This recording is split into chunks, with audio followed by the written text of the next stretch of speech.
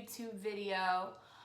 Today's video is going to be on the season of singleness, and during your season of singleness, this is a time to marinate. You're preparing yourself for an evolution to become a better version of yourself.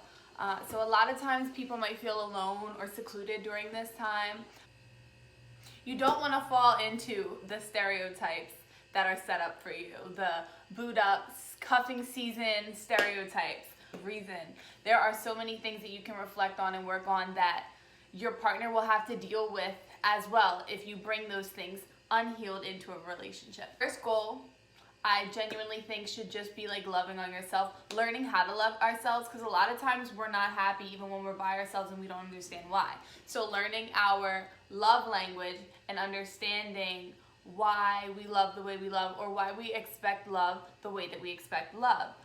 Your spiritual walk too. Instead of like worrying about relationships, like love relationships, worry about like the love relationships that you have in your life already, like your mom and your dad and your sister and your brother and your family, your cousins and your aunts and your uncles, like loving them genuinely and being 100% present with them. For yourself, create a spiritual bucket list, create an emotional bucket list, and create a adventure bucket list, because all of those things are things that you want to begin tackling and not wait until you're doing that with a significant other, because if God forbid that's not the man you're going to marry or the woman that you're going to marry, then you build those memories with that person and you have to literally deconstruct them and break them down. Now the same thing goes with soul ties. Every person, notice sometimes you may take certain characteristics, good and bad, from those people.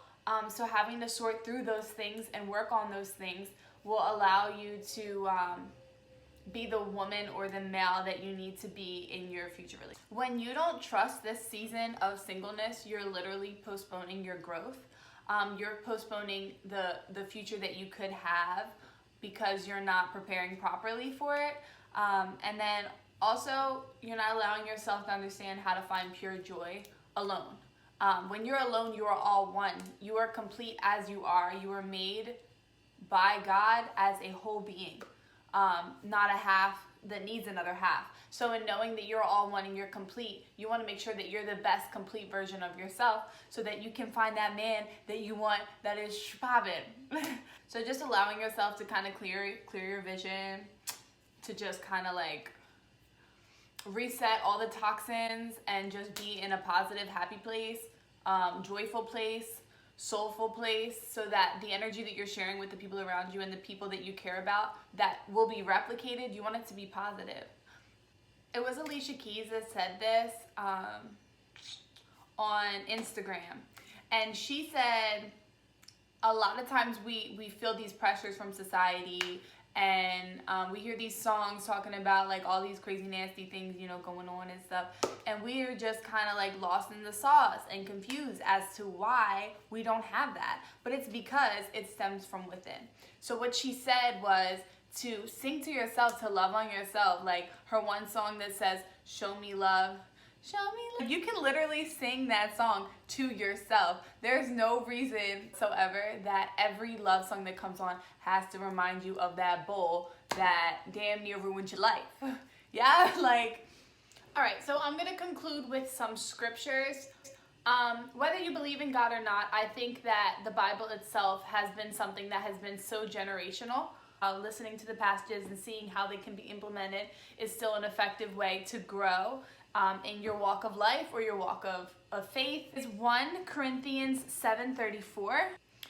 All right, it reads, "There is a difference also between a wife and a virgin. The unmarried woman cared for the things of the Lord, that she may be holy both in body and in spirit. But she that is married careth for the things of the world, how she may please her husband." So the beautiful thing about this is you have the flexibility when you're single to devote yourself 100% God's love, or to giving back, or to being selfless with your relationship with others, or in your walk of faith, or in the things you want to be successful in your future, in preparing to be the best mom. Let's say if you really do like want to have a family and have a desire to be a wife and be a mom, this is your time of preparation, so don't let it go to waste. Don't just get knocked up by anybody, end up where you're not supposed to be. Take the right steps to prepare yourself and to do it the right way.